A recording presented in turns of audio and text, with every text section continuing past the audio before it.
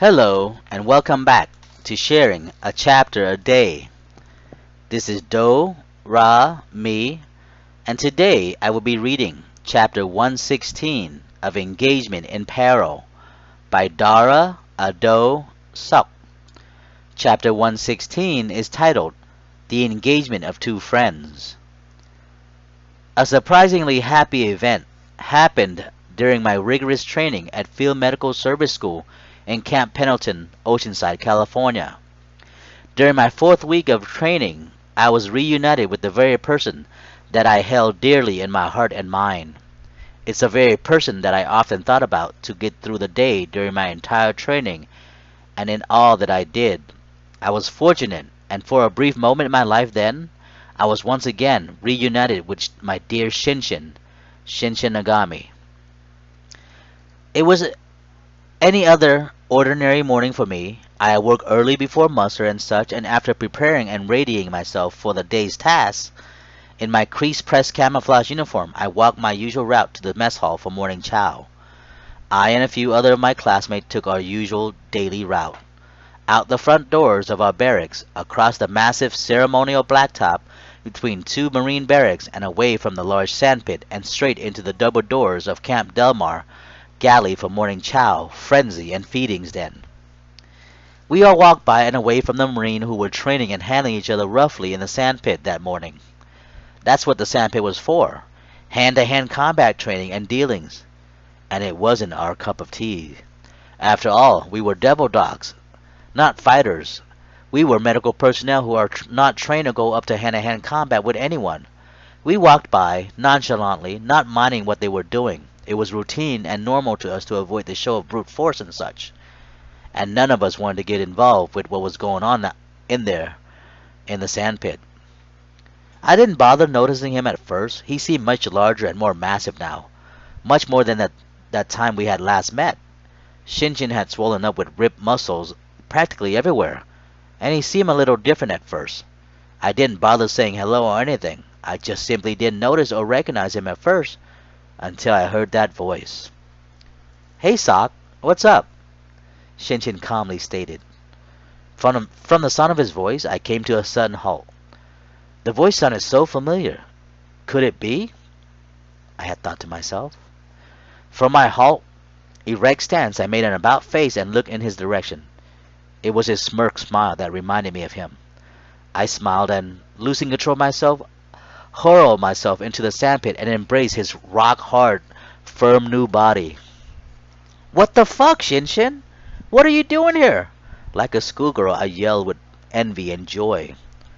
Mind you that I didn't bother realizing where I was and what I was doing in the sandpit. Now, if you step into the sandpit, then you're asking for a fight. That's what the sign said all around it. I just didn't care then. It skipped my mind. It was my dear Shinshin after all, and I'd go up against him or anyone, anytime, for the sake of being with him. I quickly looked back to my classmates, who were all in shock of my quick action into the pit, and told them that this was my very good friend who's going through buds. I suggested that they go on ahead of me to get their morning chow without me. They agreed and walked off toward their final destination. Shinshin too was lost for a moment. He wasn't paying attention to his dueling partner, who was in the sandpit with him. He quickly stopped the approaching guy, whom he was training, and ordered him that the duel would continue on later on. Quickly as Shinshin mentioned that, he dragged me out of the pit to stop further scrutiny from the other Marines, who wanted to do battle with me or him. He had some pull then. He seemed to be the leader of the bunch of sort. So they complied and went on their way to do their battle amongst themselves without the company of Shinshin or myself. "Hey, Dara, I just want to get you out of there as soon as possible. They wanted to fight you, you know." Shinshin giggled as he put his arm around my shoulder and walked me off toward the chow hall. "What are you doing here, Shinshin? Aren't you at Bud's in Coronado, going through some hard shit there?" I eagerly questioned. "Yep, I'm still at Bud's. They sent me here to train some Marines in hand-to-hand combat. It's part of our volunteering program, like Big Brother of sort, you know. The way you train those new recruit at basic with the flag drills and such," Shinshin proudly stated. "I'll be here for about a week or so. It's my first morning here right now." "What are you doing here, Dara?" Shinshin calmly questioned back. Oh, I'm going through this hard shit here. The field meds thing? Not as hard as yours, but required now of all male hospital corpsmen to attend field medical service school, just in case we have to go into battle with the Marines who go to the front line. It's like a 7 week course or so, I think. I happily, regrettably replied. Damn, Dara, you gonna be one of those devil dog, right? That's some crazy shit too. You know you can go force recon if you want after all your training is done and such, right? If you're tough enough, that is. Are you tough enough, Doc? Shinshin laughed with the remark and question of me then.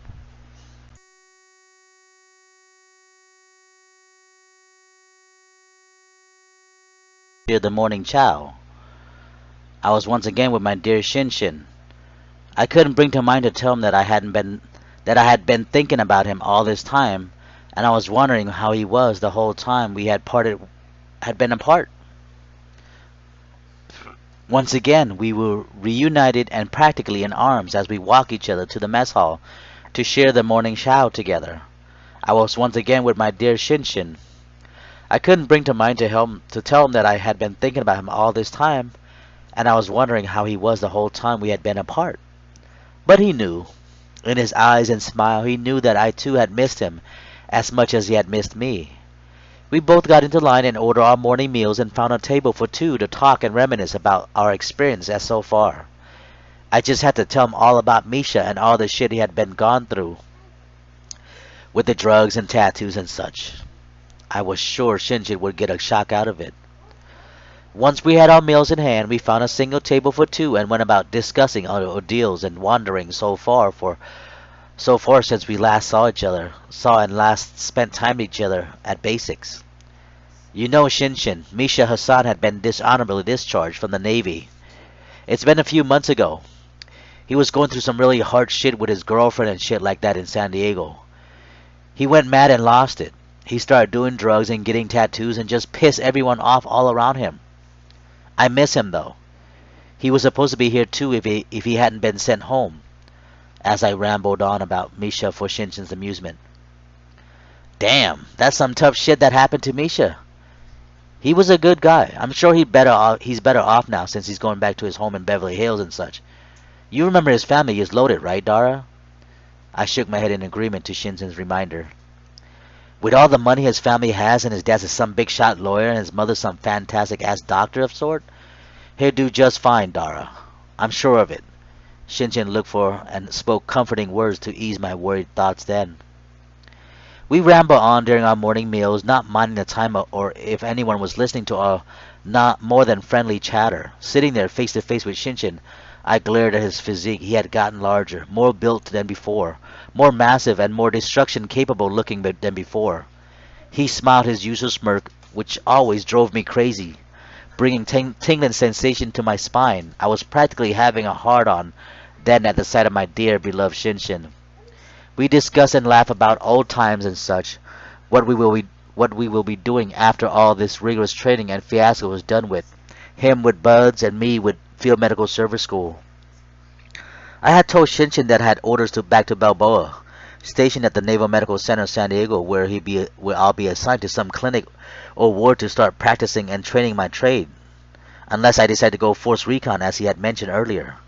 Shinshin told me that after his buds training, he would be going to force recon. Shinshin had told me that after buds training, he would be going to force recon with the 1st Marine Division in Okinawa, Japan. More training and mission shit, he said, he had mentioned. He didn't really get too specific of what he was doing or what kind of training that he had been putting him through. I guess he had to be hush-hush about all the shit he was going through during that time in his life. All I cared about was that he was doing well and that he was healthy. He seemed more destructive than before. He had a different way of presenting himself then. He seemed colder and more callous. Not distant, but menacing in a sense. Seemed like he'll take on anyone in a blink of an eye if he had to. He made sure not to reveal too much of his new self to me then. I guess he didn't want to scare me or confuse me what I had remembered about him all this time. He was gentle that way, protecting me from the outside forces that may affect my way of seeing the real world. Shinshin was my shield of armor. Time sure flies when you're enjoying your conversation with a dear friend, just like as soon as we sat down and talked, we had to depart from each other for the day. I had to be on my way for my mandatory morning muster and classes, and he had to return to beating the shit out of the Marines he was training in the sandpit whatnot. Together we walked with our half-eaten food and tray and disposed of them in a perishable food receptacle and set the tray atop the already piled stack to our right. Side by side we walked off and out of the mess hall. I escorted Shinshin back to his sandpit, and we attempted to shake hands goodbye. Instead, unnoticeably quick, Shinshin gave me a heavy embrace and "Great to see you again, Dara," he happily stated aloud. I retained the embrace and I asked of him, "Want to meet up for morning chow again tomorrow?" He calmly agreed, and we parted ways for the rest of the day. Leaving Shinshin, I double-timed myself, running toward the already mustered line across the blacktop and jumped in the back of the 4th platoon line, where they all marched off toward the FMSS schoolhouse, accompanied with our company A-Rock singing and cadence. While marching behind everyone else, I took several looks back toward Shinshin's sandpit direction and smiled. He was doing his thing, and he seemed happy.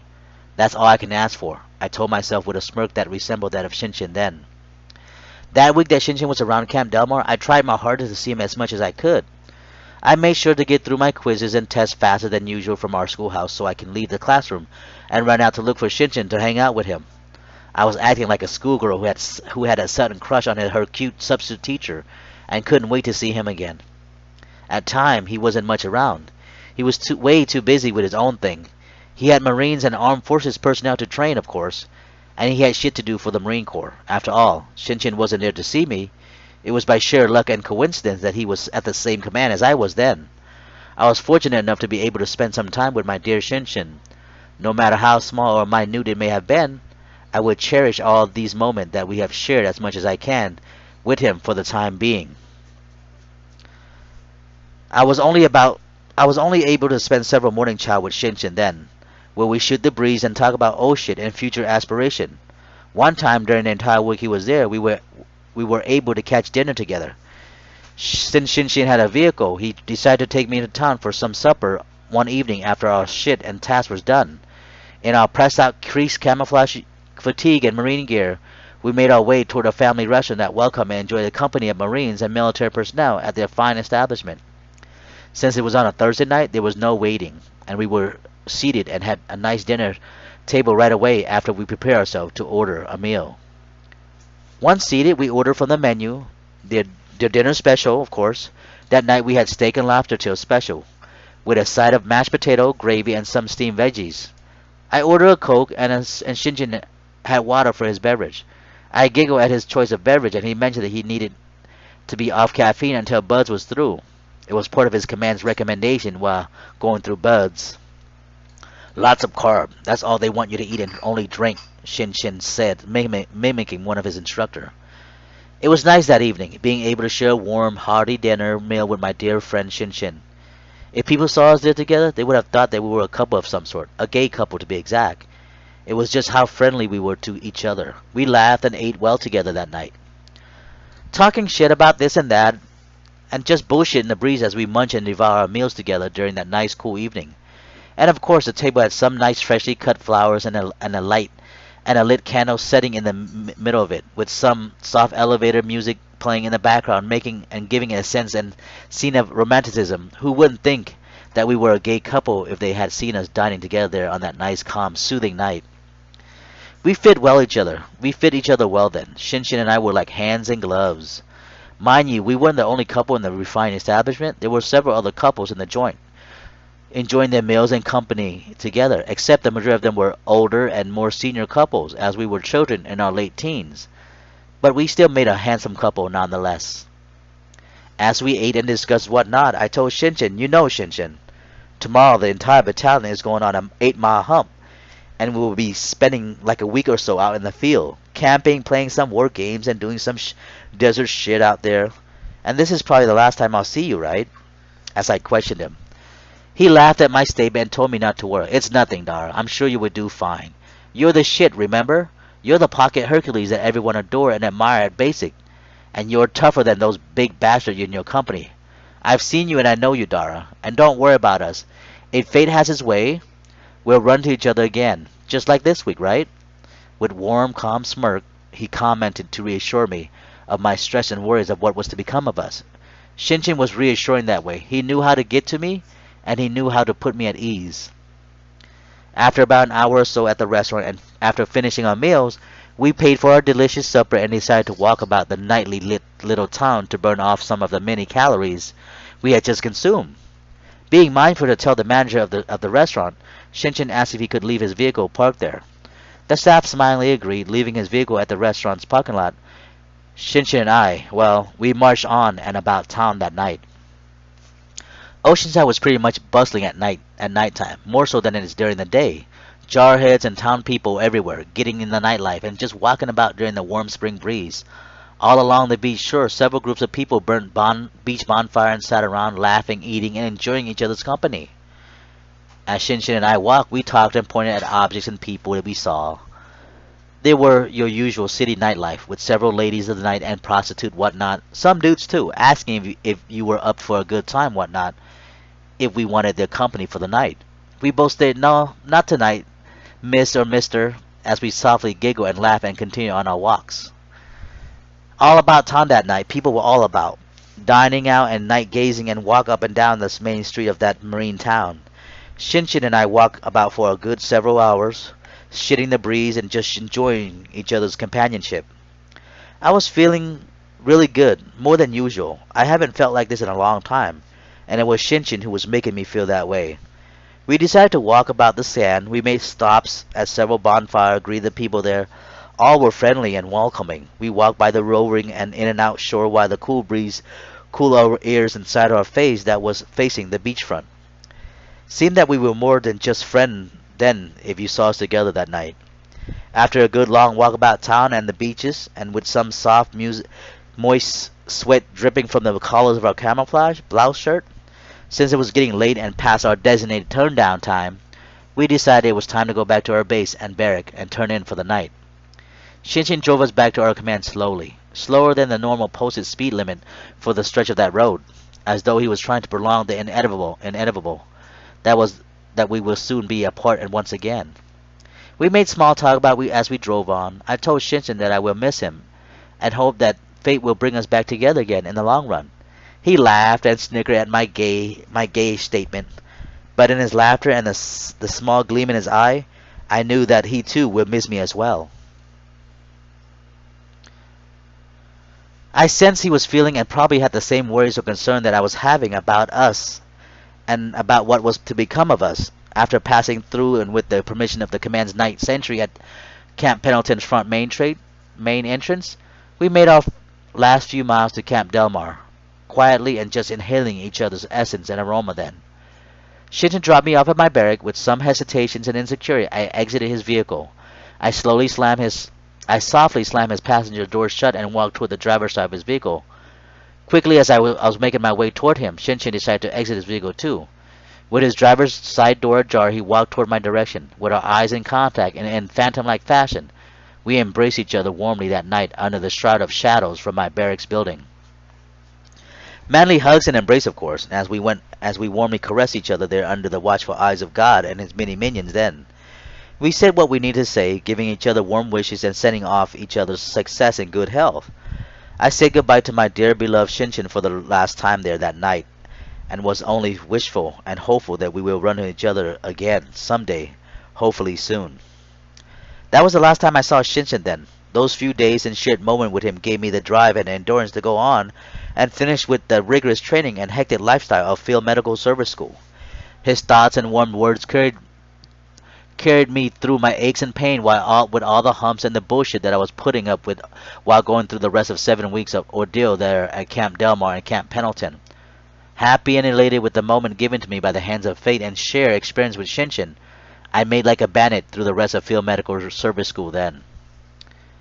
What I had mentioned earlier in my previous writing and published work of Shinshin Nagami, the bastard torn and the succubus they slept with, was that Shinshin had left me items beside his journal and document of his relation with the horrible whore Delilah.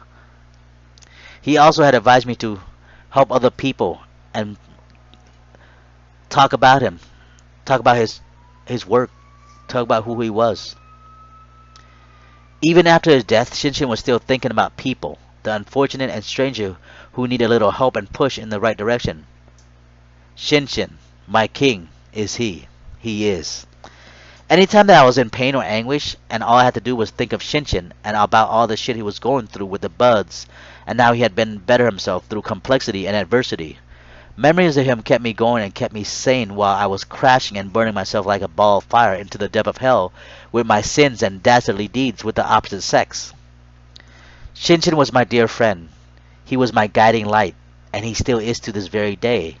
His memories and experiences live in me. That is why I am gladly sharing with you, the reader, the story of my beloved Shinshin Nagami and his giving ways and the way his bright eyes saw a bleak, vast world then. Thank you for listening. This is the end of chapter 116. Be on the lookout for chapter 117, titled Shinshin's Parents and Upbringings. This is Do, Ra, me, and I'll see you later. Thank you.